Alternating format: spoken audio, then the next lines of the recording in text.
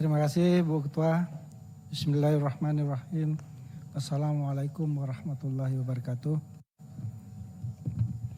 Ibu Menteri, Pak Sekjen dan Pak Tatang, Sestama, dan Pak Eko dan Ibu Dini tadi ya. Yang saya hormati dan semua staf pendukungnya. Saya memulai dengan bukan pertanyaan, masukan saja buat Ibu Menteri.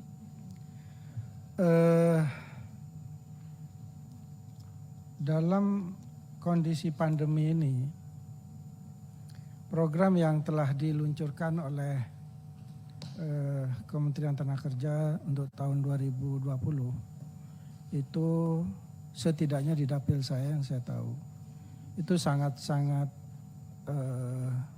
mendapat respon positif dari masyarakat, baik itu padat karya infrastruktur, pelatihan kepada masyarakat, PMK, TKE, teknologi tepat guna itu sangat antusias masyarakat, tenaga kerja mandiri dan BLK komunitas. Saya berharap justru tahun 2021 ini jangan dikurangi Ibu program seperti itu, kalau bisa ditambah. Karena sekali lagi program itu yang nampaknya sangat memberikan dampak komprehensif pada kondisi saat pandemi ini. Komprehensif dalam artian meningkatkan tenaga, meningkatkan keahlian dan juga menggairahkan suasana gotong royong, karena ini dilaksanakan secara gotong royong umumnya, sehingga kondisi masyarakat lebih tenang. Hanya untuk tahun ini kami belum bisa bicara dengan masyarakat. Ini kami banyak ditanya Ibu, gimana Pak Yasin tentang teknologi tepat guna misalnya.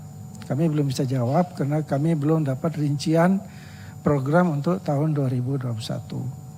Mohon nanti Pak Sekjen lah menginformasikan ke kami, sehingga pada saat reses nanti mau puasa kami bisa berkunjung dan kita memberikan arahan-arahan kepada calon-calon penerima bantuan itu. Jadi sekali lagi minta segera diputuskan masing-masing program ini, terutama ketua lah gitu, mewakili kami bicara dengan menteri dan nanti biar kami sekali lagi mensosialisasikan itu karena program itu banyak ditunggu. Terus yang kedua masih kaitan dengan program yang diterima oleh masyarakat itu Bu, itu sebetulnya khususnya BLK komunitas itu perlu sinambung, perlu sustain. Bangunannya bagus saya cek, semua kami dapat nambah. Bangunannya bagus, ya satu lah dari 6 itu sedikit ada kurang tapi sudah saya minta diperbaiki. Peralatan komputernya bagus, itu merek yang bagus, HP semua, dan pelatihan-pelatihan untuk instrukturnya juga dilakukan secara bagus. Hanya masalahnya apa? What's next kan gitu. Ini saya juga pusing ini memikirkan itu, walaupun dia ditempatkan di tempat-tempat yang memang memerlukan seperti SMK di daerah-daerah pesantren.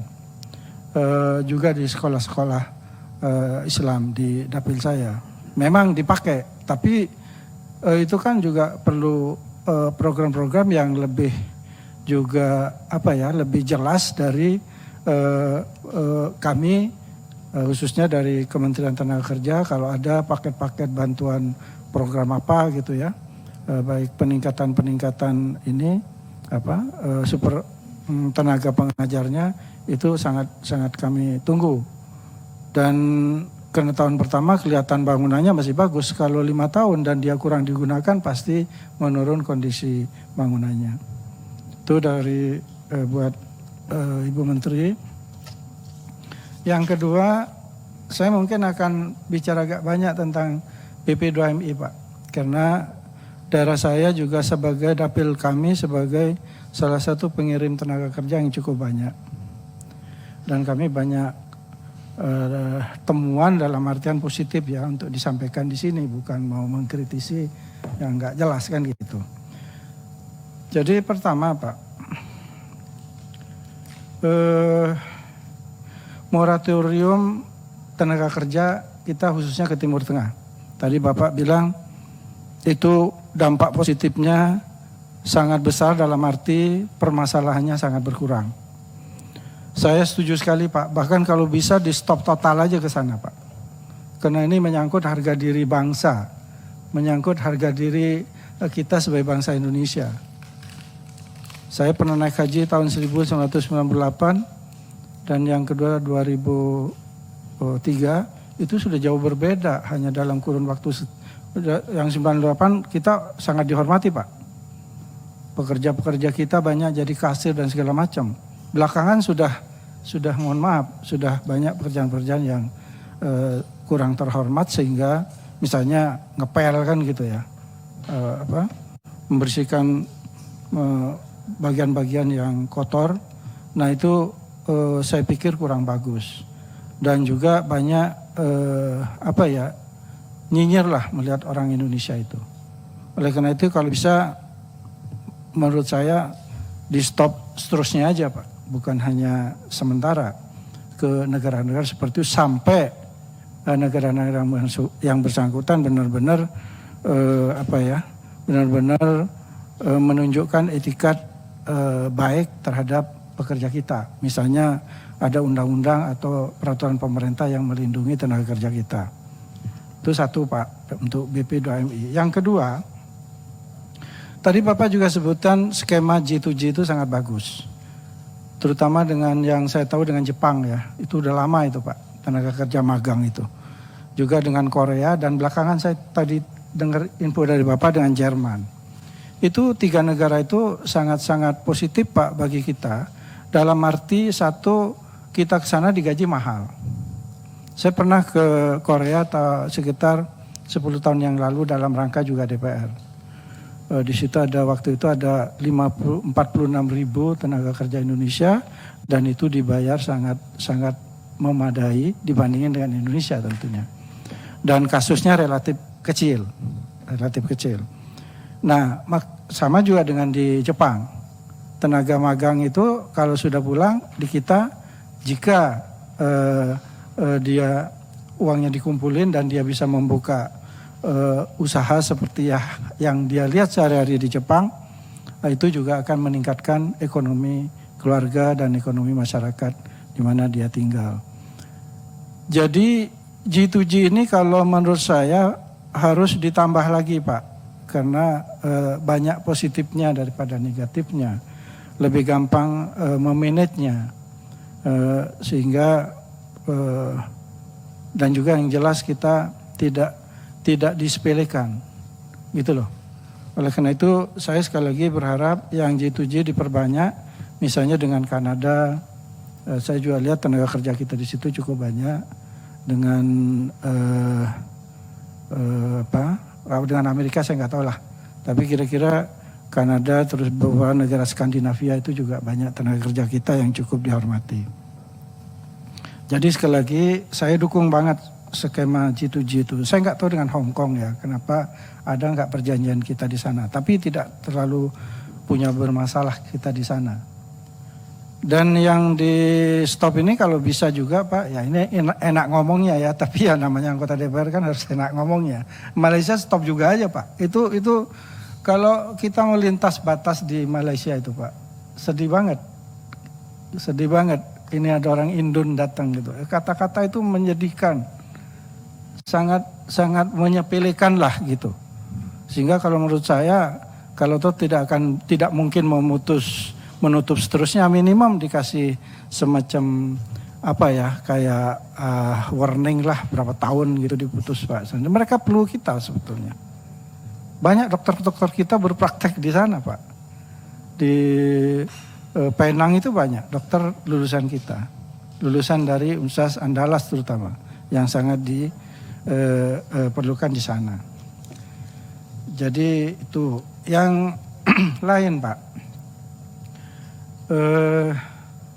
Ilegal Pak, tadi disebut juga oleh Pak Saleh, ini agak sulit rupanya memberantas, tapi tidak berarti kita harus berhenti untuk memberantas.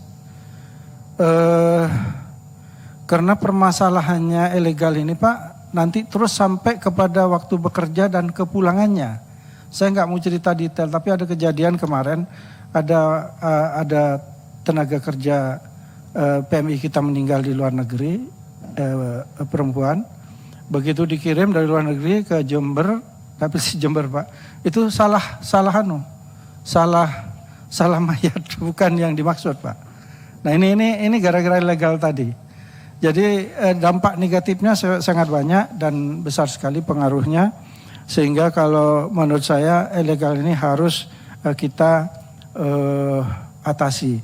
Ada usul Pak dari PMI yang kemarin kami sosialisasi. Bapak kemarin memberikan 2 sosialisasi waktu kami reses.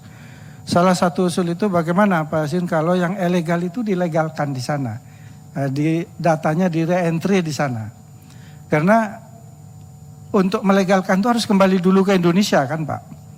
Nah ini mereka minta untuk bisa di re-entry, dia katakanlah insaf lah gitu. Bahwa dia ingin menjadi legal. Nah mungkin Bapak bilang kalau dibegitukan nanti semakin banyak yang ilegal. Ya tidak demikian Pak, ini kan kayak ayam dan telur. Jadi yang ilegal di luar itu bagaimana melegalkan, yang ilegal mau berangkat ilegal dari Indonesia tetap kita harus usahakan tidak terjadi atau seminimal mungkin lah yang terjadi. Terus juga fasilitas pendukung Pak. Bapak itu kerjanya kayak mau merangkul dunia tapi fasilitas pendukung Bapak sangat minim sekali. Di Surabaya itu mohon maaf kantornya masih numpang ke kantornya Dinas Tenaga Kerja Pak. Saya sedih juga, kerjanya berat tapi fasilitas pendukungnya tidak memadai. Sehingga tidak fair lah kalau kita selalu misalnya blame BP2MI, padahal kita tahu dibahas di ruangan ini juga anggaran Bapak sangat minim. Nah ini saya nggak tahu nih bagaimana mengatasinya, sehingga Bapak untuk kantor saja di tingkat provinsi nih, bukan kabupaten, apalagi kabupaten Pak, itu tidak memadai. Terakhir tentang BP2MI ini. Mohon maaf sekali lagi saya karena concern sekali dengan BP2MI ini. Sosialisasi yang kami lakukan kemarin agak sedikit mengecewakan Pak. Yang Bapak kirim dari kantor Surabaya itu tidak bisa sosialisasi. Saya tidak bilang dia tidak mengerti tentang BP2. Setidaknya dia bukan orang tipikal yang bisa menjelaskan secara baik. Ini saya udah khawatir Pak, daerah saya itu kan banyak bonek Pak. Salah-salah kita jadi ribut kan. Sehingga terjadi begitu, saya langsung rubah acaranya. Saya panggil panitianya, sekarang gak ada sosialisasi, dialog saya bilang. Saya menjadi moderatornya, alhamdulillah berjalan dengan cukup baik. Jadi lain kali Pak mungkin harus dipilih orang yang bisa memberi penjelasan secara jelas.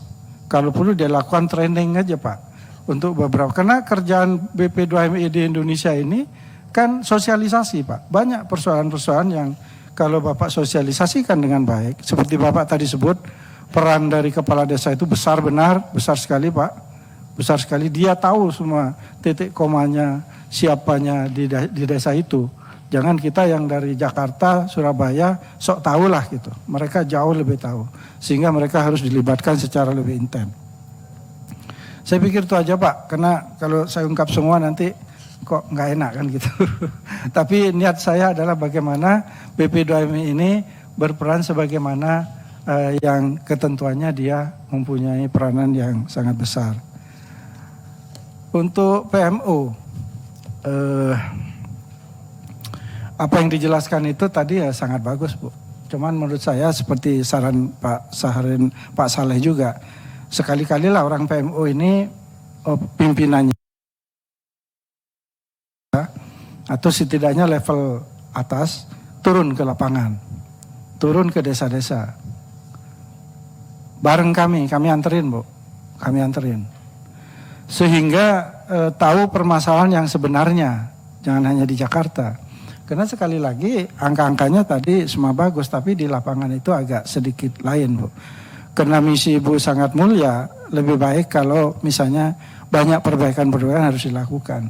Saya sebetulnya mau banyak tanggapan teknis, Bu, tapi kan saya baru tahu dan presentasi Ibu sekarang dengan juga bahan presentasi yang diberikan setelah Ibu bicara. Jadi saya nggak sempat mempelajari. Ini akan saya pelajari lebih detail, sehingga kalau ada kesempatan nanti kita RDPU lagi, akan kami berikan masukan yang lebih teknis. Tentang, masih sedikit Bu, tentang tadi video juga lucu Bu kejadiannya. Ya dia setel aja videonya, dia yang nggak dengerin kemana-mana gitu. Sudah itu videonya selesai didengerin, dapat sertifikat, dapat uang. Nah, itu banyak kejadian seperti itu. Tujuannya mulia tapi prakteknya di lapangan jadi jauh dari yang diharapkan oleh oleh pemerintah tentang kartu prakerja ini. Jadi sekali lagi ini tolong diperbaiki sehingga nanti lebih baik hasil seperti yang kita harapkan. Terakhir buat PMU, saya hanya tergelitik aja, kenapa harus BNI saja Bu? Kenapa enggak Ibu pakai BRI? BRI itu bukan di kecamatan Bu, di desa-desa juga ada. Sehingga itu sangat memudahkan bagi masyarakat. Jadi saya tidak peduli lah, saya tidak ada hubungannya sama BRI Bu. Tapi 4 bank negara itu seharusnya dikasih kesempatan yang sama. Khususnya BRI yang ada sampai di pelosok-pelosok. Itu kan ada juga OVO segala macam, itu kan bukan punya kita. Kenapa enggak misalnya link aja boleh lah gitu ya. Tapi jangan enggak umum Bu. E-wallet juga enggak umum. Umum hanya kita untuk orang Jakarta atau orang di kota-kota besar seperti di ibu kota provinsi.